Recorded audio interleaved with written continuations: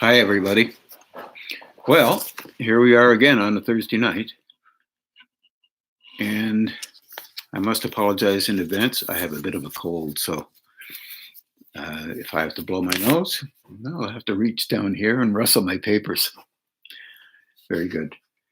Uh, there are a few questions. We could always use more, but there are a few questions, and one I'd like to cover is more of an observation rather than a question.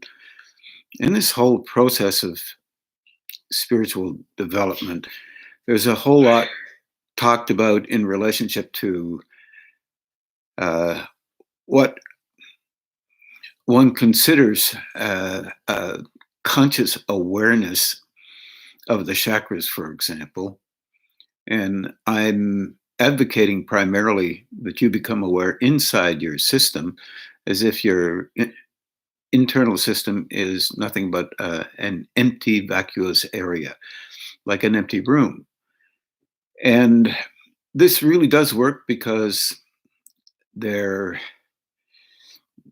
from the beginning of your existence in the womb, that's exactly what you are in, and you are listening, uh, let's say, sensitized to fluid and unknown, of course, reflexively, and you are capable of hearing and perhaps seeing inside you, but probably not uh, very well developed, more the hearing, the the tones and reference points of your relationship with your mom and her environment and how that environment affected her.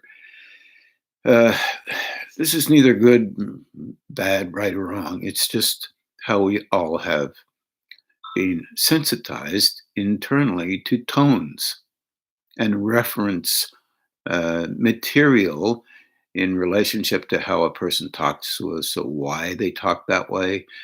And we are quite capable of misunderstanding exactly what that might mean because we've already set up as adults or even young people, just generously past the adolescent stage. We're set up to believe that certain tones or certain ways of acting mean certain things. Gets really more and more reified as we go along, stiffer and stiffer, and we become more righteous or right about what we believe has to be true. Now, this is not a bad thing, not a good thing. It's just how it works in all of humanity. So, unfortunately, we're not really trained too well to notice that it works that way for everybody.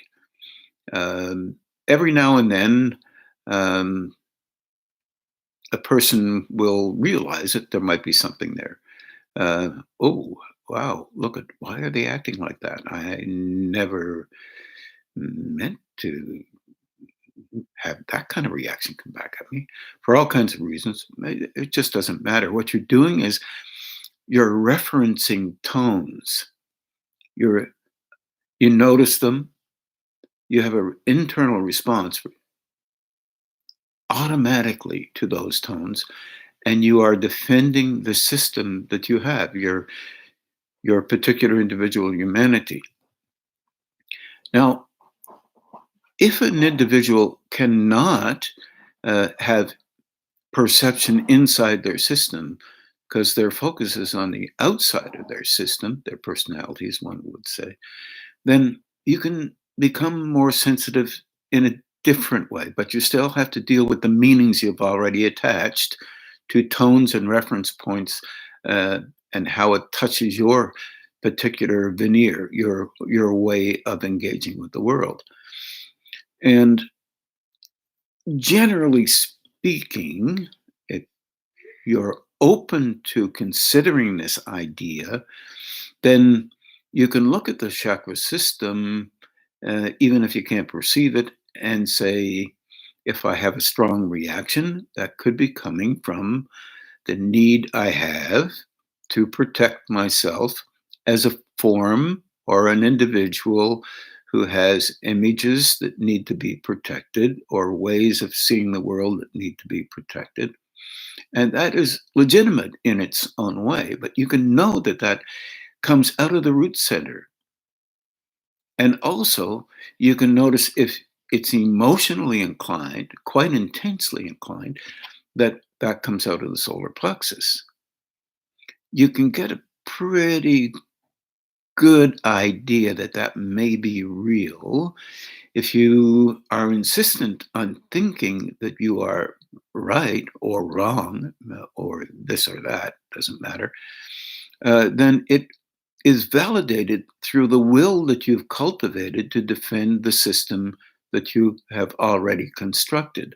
Inadvertently, you are mm, protecting how you think you are formed. And you have, whether you may not even know, but your whole system is a sensory system. Your personality also is a result of those senses that are set up on your part. It's just fine. It's how we all are. There's no negation there. If indeed you have a response internally that says to you, you know that you are right or you know you're wrong, a little assessment of this, if perhaps you have that from time to time, and a kind of not necessarily agreeing with what you believe has to be true is an indicator that that throat center has begun to open, means, and it is directly linked with that brow center. So now you have, there's 4 or 5 centers that you can have some recognition of. And then you might come up and say, well, why is that happening? Why am I reacting this way? Ah, this is a setup. This is the way I perceive the world. And if I defend that way rather than try to broaden that way, then I am working with the lower constructs of the lower centers that are legitimately there to protect me and the way I consider myself to be. There is no negation in this. It just sometimes it's not real. Sometimes it's in and around being real. And other times, though, you might say, well, it has to be real because I'm the one who thinks it, or the images that I have constructed in me believe that I can only be right, even if no one else agrees with me. Well, yeah, sure. Could be, but it could be that old root center and its real necessity to help you to survive. Now, what do I mean by that? I mean, energy comes in through these centers for the purpose of being used by you to engage with the world. I often call that energy love. It's how I tend to look at it because of reasons which I'll talk a little bit about as we go on. That propensity to believe there's only one way to see things is natural and normal in the world. And we go through educational systems, family backgrounds, discussions with people to shape those methods of looking at uh, how one should be in the world related to society. We don't get it ideally perfect, but we can allow ourselves to believe that we do quite easily because naturally and normally we are protecting the system that we have been involved with uh, at a construction level. That is often called the form. We have a form, a personality, and how we engage with it is really basically a kind of form or formula that we have mm, allowed ourselves to encourage over time. And it often, not always, but can be similar to how we were trained because it seems to make sense that we are replicas, semi replicas, of our past, whatever that may mean. Now, that includes not wanting to be as your trainers have been, but we have trainers, if something works for them, we tend to use it because it works. Anyway, that's a deeper level of engagement with that, but we're using that energy to continue to engage approximately the way we have in the past. There's an interesting thing that goes on in this. This can be called love because it continues to operate whether we are, uh, let's say, right or wrong, good or bad. And it does that because it seems to have great faith in us as creatures that will move eventually into a direction of being able to understand that we can look at these images ourselves, cultivate um, a kind of lens, perhaps one could say. Many people have said this before, by the way, so it's not really extra special. A lens or an internal place within ourselves where we can allow ourselves a view that is not commensurate with the need to be validated, but commensurate with the idea that we are okay if we attempt to understand something differently or beyond what we believe has to be true to maintain a certain way of acting in the world. We're constantly adding and taking away certain kinds of behaviors. We do it reflexively, unconsciously most of the time, without awareness is what unconscious really is. So, in doing such a thing, though, we can also begin to realize that we, in a strange way, are in love with the form that we believe we are. Meaning, the way you act emotionally, the way you act mentally, the way you act physically. Um, and it's a relative love. I grant you that. But nonetheless, it's a form that you want to attempt to replicate somehow or improve. So if you were grumbly most of the time in your life,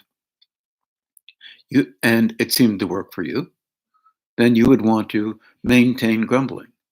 If you were smiling all the time in your life, I watched an astronomy professor at one particular point, uh, and I don't know how he could smile so often. He was really, really wonderful at doing that.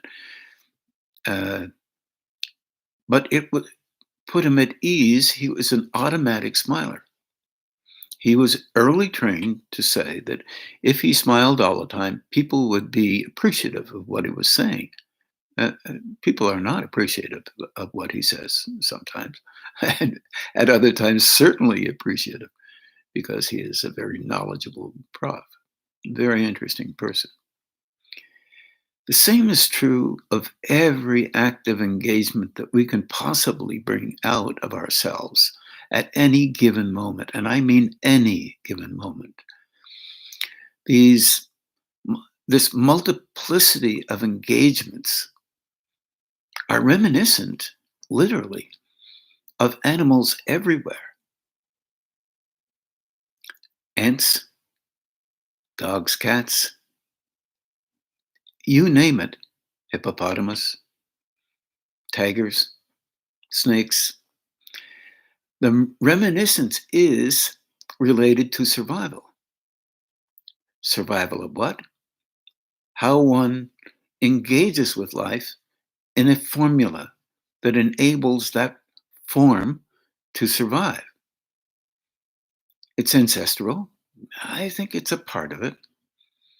It's also unknowingly unknowing trainings by our parental backgrounds, by our society, by our nation.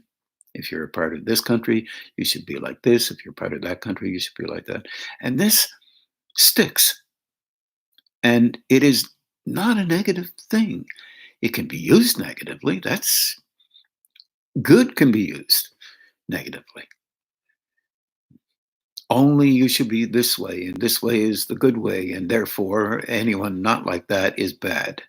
That's not so mm, mm, realistic, even, but nonetheless, depending on who makes up those formulae, is very much dependent on how you have been trained to be critical of a form, literally, that is you, that is others. There was a question asked by Marie Jose here in Ottawa, a very, very interesting question. And I'm trying to answer that question in a roundabout way, Marie, so you can have a broader perspective. How can I reconcile that consciousness is love under the current circumstances? Absolutely. Very difficult. Viruses are living constructs. My cold, living construct. Your engagement with life, living construct. How bees set up their system so that they can survive in a hive. How ants do something very, very similar. How other forms do something very similar, but not in our way, not in some other way. We, being the apple of our eye, think that we are probably the most intelligent forms in existence. This may or may not be true, by the way. We think that we are the most conscious forms in existence. This I know not to be true because we're not conscious of that literal love that has so much willingness, intelligence. It must know something we don't know. So that it depends on the fact that ultimately we will be able to not only perceive it, know it, but also to recognize its relationship with us.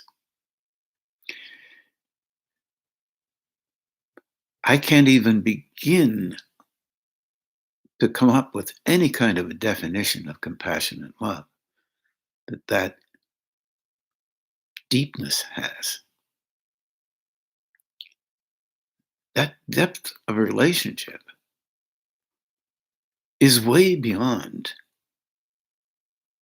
what most people can muster. And if you read literature, Whitman, Emerson in the States tried to understand this, Lawrence, D.H. Lawrence, Eliot, all kinds of very pertinent, Keats, Shelley, all all kinds of people tried to understand this. And we still continue, philosophers all over the place, as well as people who have written wondrous essays on existence. But the inability to overcome our reflexes because a limited sense of validation, which is necessary, by the way, for us to survive in the way that we think we should, that validation holds us in a position to not allow anything else to be valuable. This is profound to me, as it must be to you, because I'm talking to many very bright people who are capable, without any doubt, of understanding and having insights beyond, at times, beyond what I would call your normal day to day. It's a wondrous experiment. It's a wondrous exploration to be willing to recognize that despite our intelligence, our need to protect, our inability is so functional.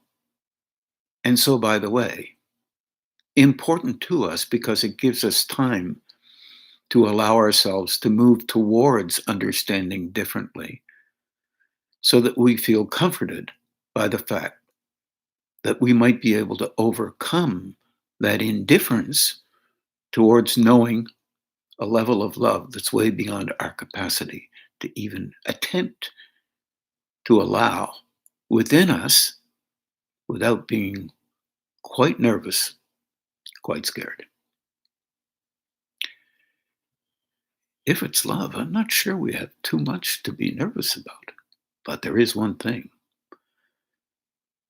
more energy coming in, more love engaging with us means that there is more to us and more that we can allow ourselves to be than what we've decided we are.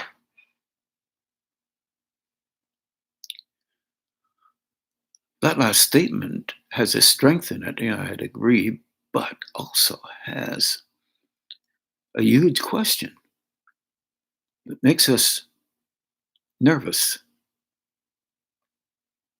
Do we have the willingness to go beyond what we already consider the most valuable thing we can attain?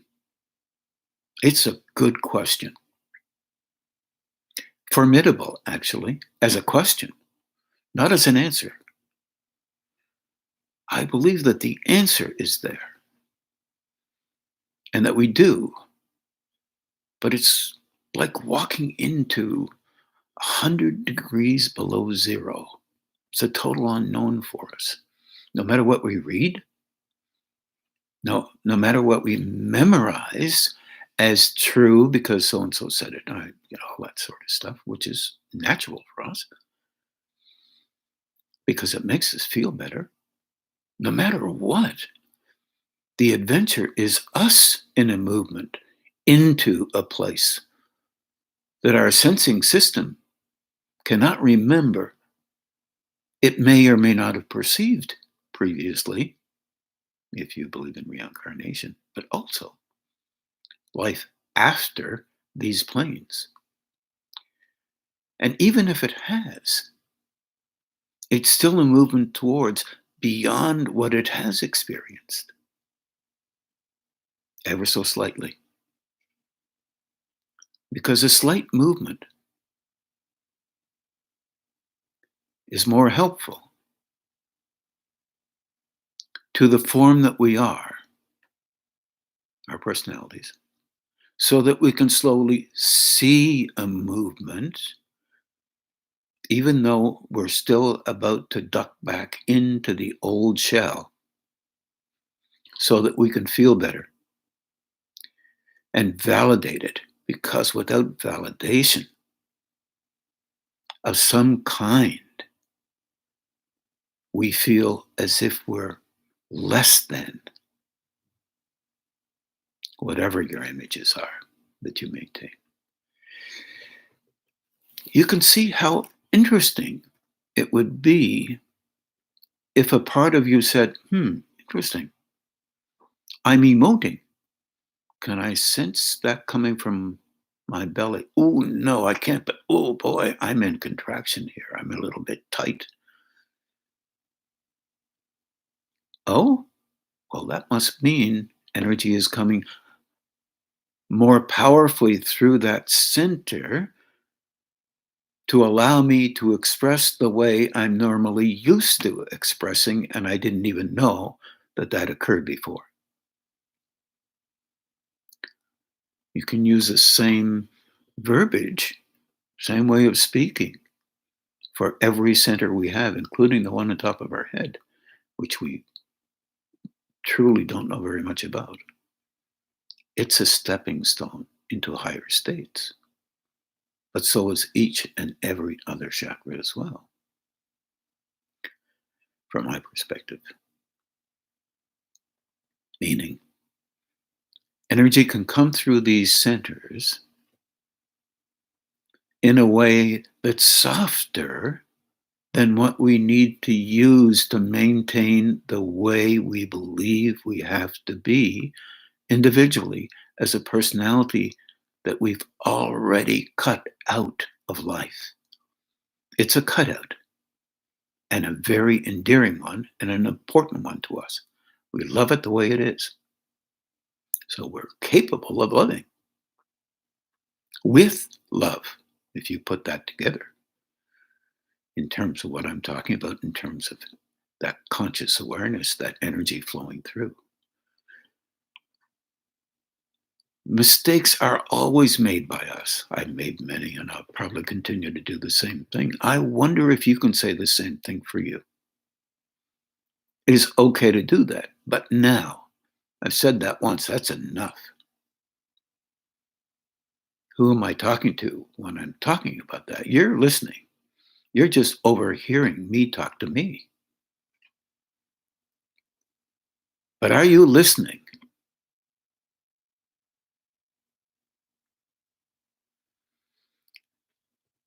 Am I listening? Two questions that are basically the same thing.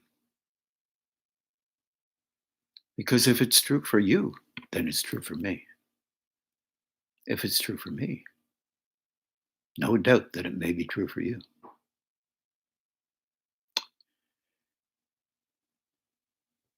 So, what if you do become consciously aware of that flow inside of you? Here comes that personality. It's teasing. Now important. How important are you? No, it's not like that. Awareness is awareness. It's there to help you to move beyond the you that you have constructed. Not to compete with other people, not to put down other people, not to elevate you. Our whole species is in dire need of deeper level understanding. We're kind of moving in that direction with psychology, but and philosophy and science. It's not only the nature of the external world that science is involved with, it's the nature of our internal world, our surround around, our physical bodies, our emotional way of engaging, our mental procurities, the need we have to feel comforted by a slight inroad into something, no matter what.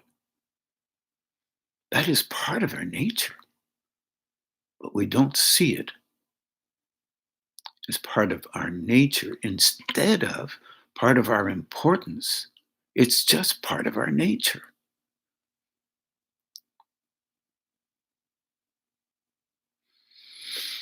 Perhaps our importance is linked with becoming aware universally of all existence as a flow of energy. Perhaps. But it doesn't bring us any closer to solving some of these problems that we have with this physical form and the environmental other forms that exist out there and that are also evolving.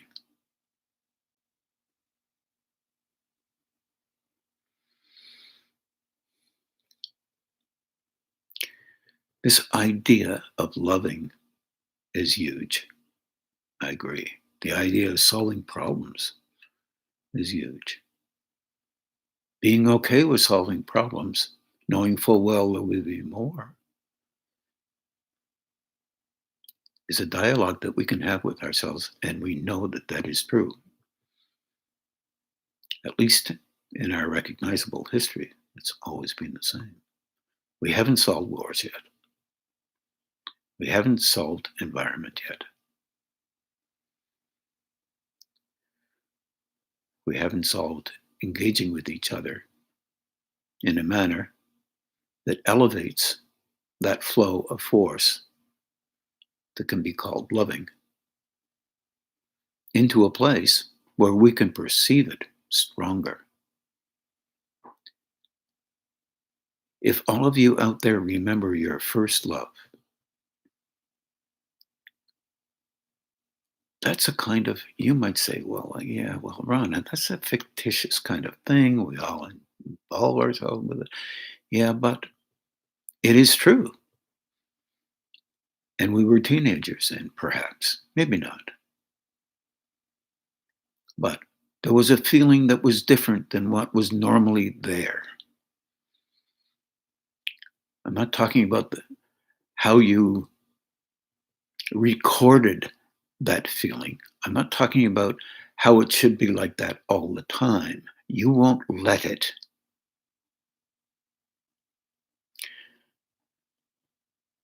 You will nurture the impact of that loving into the tones that you believe are important for you to express and be involved with at this time in your life, no matter what that is. You will do that because you are in a process of living life where you believe survival is the most important thing, which brings to bear the idea of a great need for personal protection. Our level of trust is fairly low. But with intelligence, you can broaden it out from time to time and allow yourself to soften that defense and engage with a relationship with another state. And we call that normally attempting to engage, build a channel or a link, and we call that meditation or prayer or affirmations or you name it. But in those places, you begin to recognize that there is something other than what you defend in this instant, either through experience or through a willingness to notice or a hope, a wish, desire, whatever, based on a belief or based on just an intuitive recognition that there is that reality, but you still have your intelligence there watching it. We're complicated as human beings, and so is your relationship with internal or spiritual growth, universal growth, call it what you wish.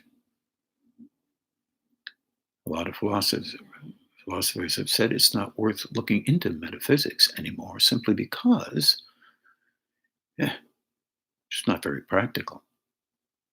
But it is very practical in relationship to the experience of an engagement with states that we barely believe exist.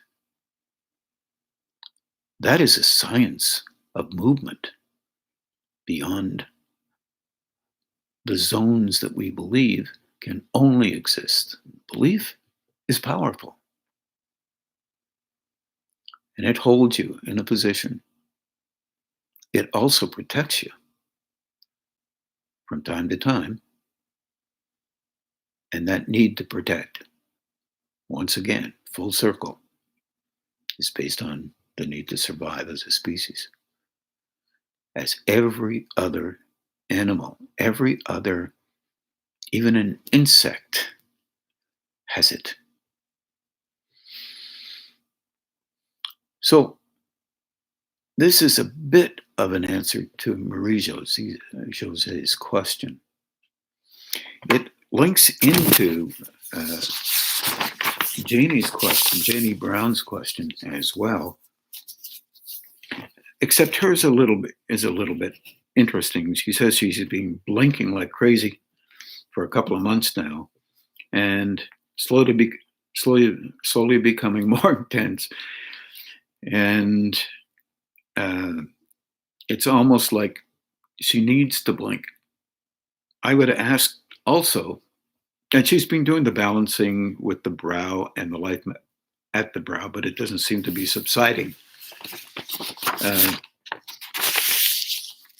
she also gets an experience where I see a bunch of stars in front of my eyes for about 20 minutes and then it goes away. And she's not really able to get into a deep meditation when she sits down to meditate. I have a couple of things I'd like to say about that, Jenny. And I think both of these things are important, of course, but you'll be the one to consider the importance of them. Number one, even in these times, if it's possible, get your eyes checked out. Make doggone sure they're okay physically. That's a key thing. I know it's hard to do. You may not even be able to get an appointment now for a while. But here's the other thing. The brow center is a profoundly strong center, as every other center is. And as it wakes up, it takes charge of the eyes. It takes a big swing around the sides of the head and down into the visual cortex, into the ears as well. And at some point, you may even notice that your nose is moving substantially inside, like there's a kind of tenderness or a movement in there. Not uncommon, but unpleasant from time to time. The brow center may be opening, and that's not to over talk or over speak the idea that you should get your eyes checked out for sure. There will be you may find that your eyes are blinking more often than you notice, and they may tear up a bit more, and they might even burn a bit. And you may also notice that there's a link down right to the belly. Follows right down. If it opens more than what it's used to opening, it will drive energy down to the center where energy has that originally stimulated it occurs. And in your case, the solar plexus and the gonad centers are strong, which is natural and normal, and the root center as well. So these things, see if you can notice the link, and you'll notice the link in the belly because it'll make you nervous. The fact that these things are happening. And when that occurs, you're not going to be able to meditate very well. I do suggest doing the pump. That means it moves around you're trying to get the energy to move around you. And the energy is normally used to storing itself in the position that is your favorite, unknown to you, unknown to anybody actually, normally. And that storing intensifies how a person responds in life.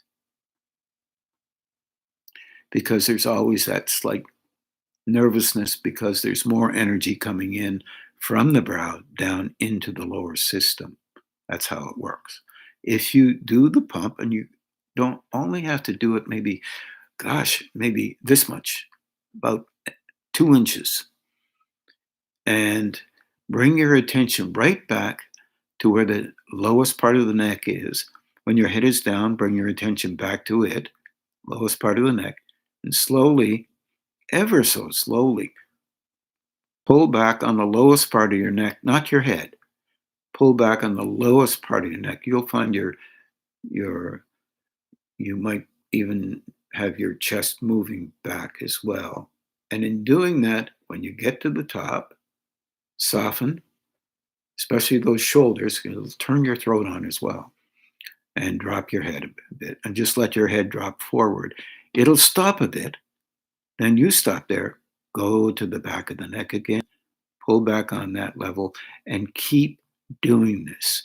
It'll turn the whole system on, but it will move the energy, drive it upward and around you for the purpose of helping that system not to go into one position that you're normally used to going in.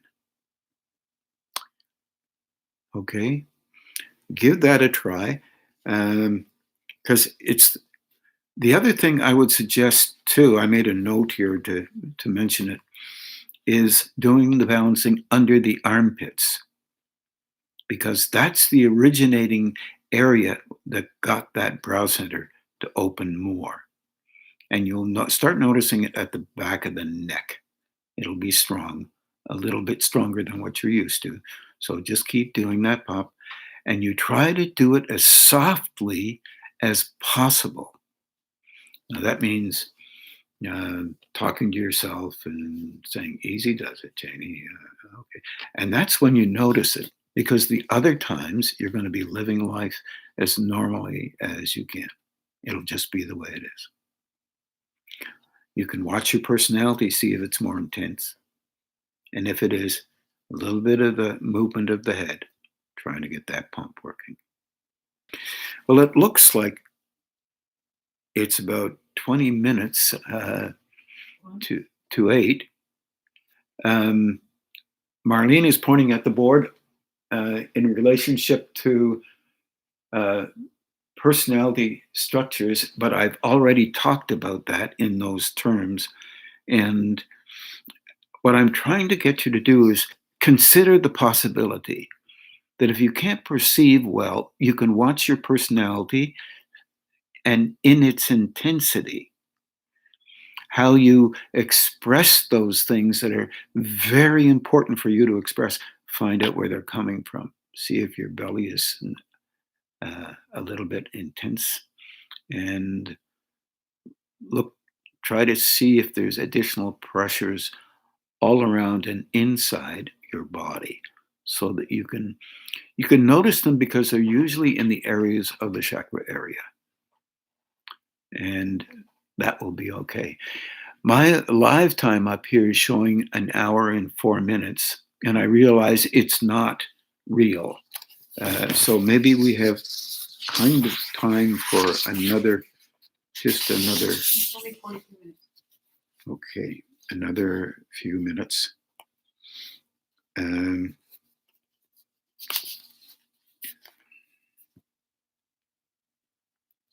Excuse me just a minute.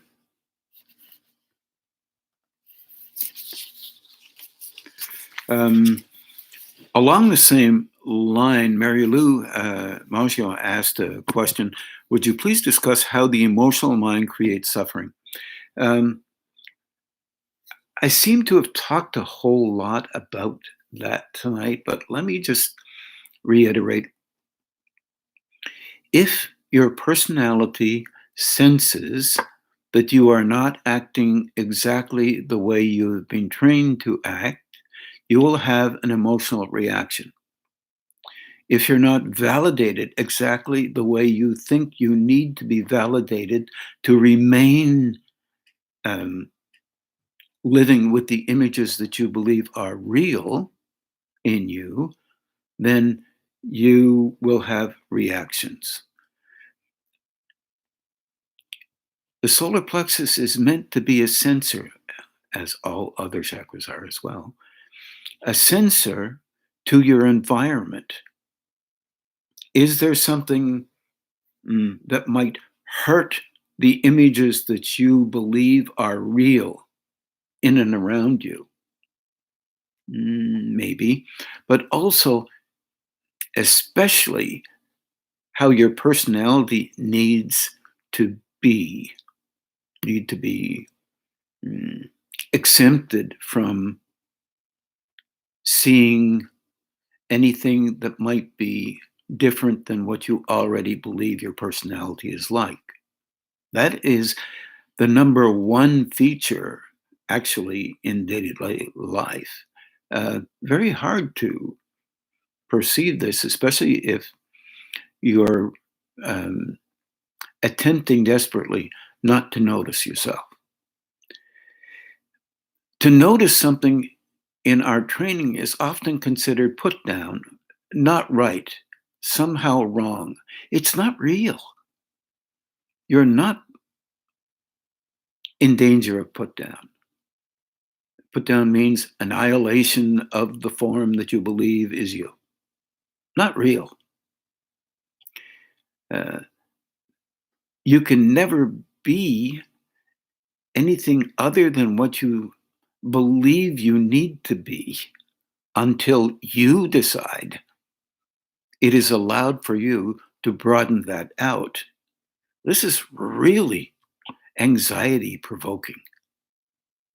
One of the things that many psychologists or psychiatrists have talked about is the great fear of death. Um, in other words, death is counter to the images that you believe you need to be like to be alive and to survive. Basic structures are very important to us.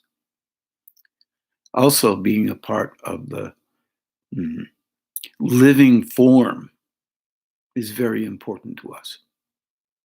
If we had our druthers, you can test this one out. If we had our druthers, we would be chameleon like tremendously. We'd walk into a room and become exactly how others thought we should be like. Here's the reverse. Same is true.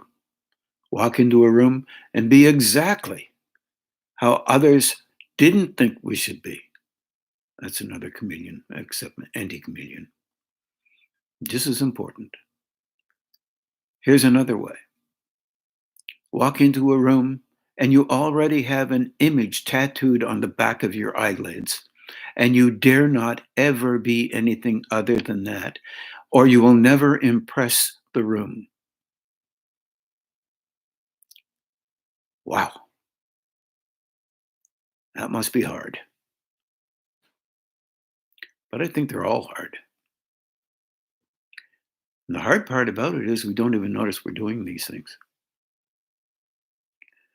Our dilemmas with these things are, let's say, still touch that critical part or that elegance part of us. We have features that we believe exist that shape a kind of elegance from our point of view, and they must be nurtured and maintained. Now, that's an interesting statement. Now, let's try another statement. All features that you believe are valuable to you, that you're in love with, basically, need to be honored by everybody. And if they are not, somehow that demeans you or elevates them. And in reality, it doesn't. It doesn't demean you at all. And it doesn't elevate them either.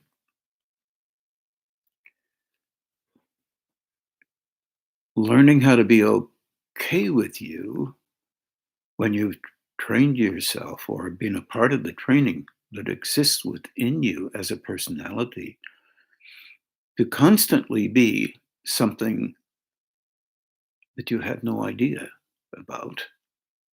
That's where most of us don't have a clue what we're supposed to be like. And if we have a clue what we're supposed to be like, it's an image that we cannot be perfect in because it's not ours. So therefore, we have to go to our protective natures.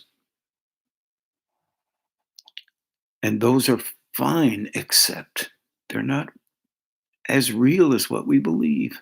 They're real to us, and they help us survive. But they can be broadened ever so slowly. All of us are attempting to broaden those things unconsciously. To do it consciously is a little bit more difficult. I'm not even sure it's possible, idealistically. I think it's possible at a very slow rate, a willingness to go beyond where you are now. And that brings up the subject of knowing where you are now. I believe that that's very difficult to know, one step at a time. But we have at our disposal a level of loving that if we can figure out even the smallest of moves in that direction, I believe meditation is one of those things, and a perception of that energy flow while you're meditating, then we can get help internally, which we can be conscious of mentally, because mind is everywhere in the body. You have a brain, which has a nervous system that extends right down to your toes and up to the top of your hair. That's a brain. You exist relative to energy and what you do with it.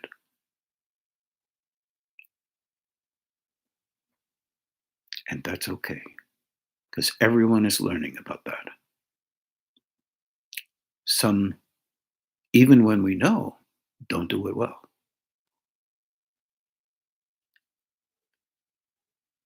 Most, when we don't know, do what we tend to do no matter what because it's familiar and it's okay. Is often the question that many have asked.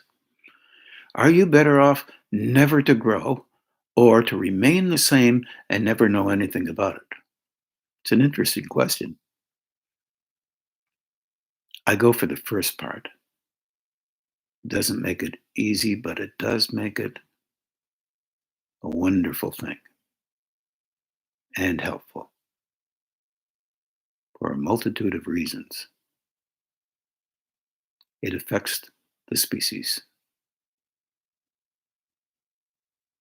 Perhaps others coming into the species, stimulated by that,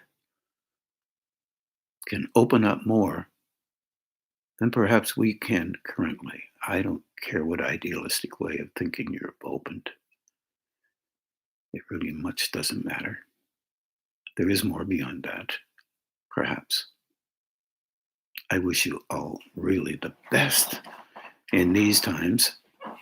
And I really hope that you continue to meditate as we will tonight. And what we're going to do is we're going to cover our lens. So you won't be looking at me, thank goodness. But we're going to put on some music and meditate for at least a half an hour. So enjoy yourself. Have a good meditation. Keep smiling. Take care.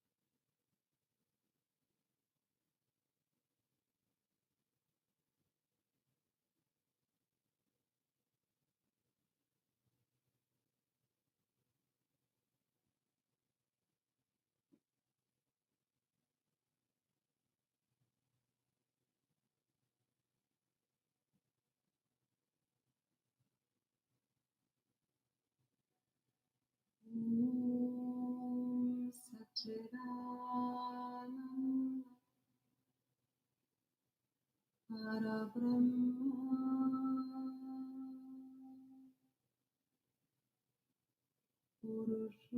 Purushottama Paramatma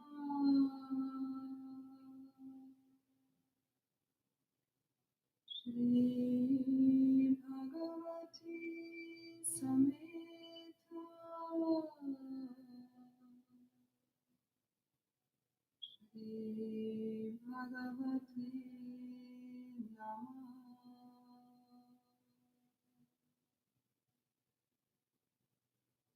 Shri Bhagavati Samhita Shri Bhagavati Namah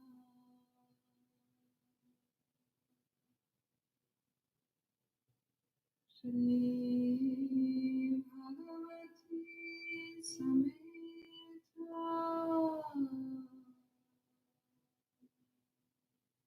Shri Bhagavati Namah Shri Bhagavati Namah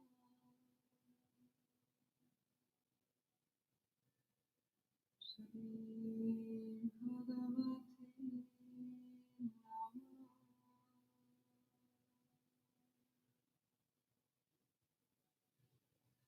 Om Shanti Shanti Shanti.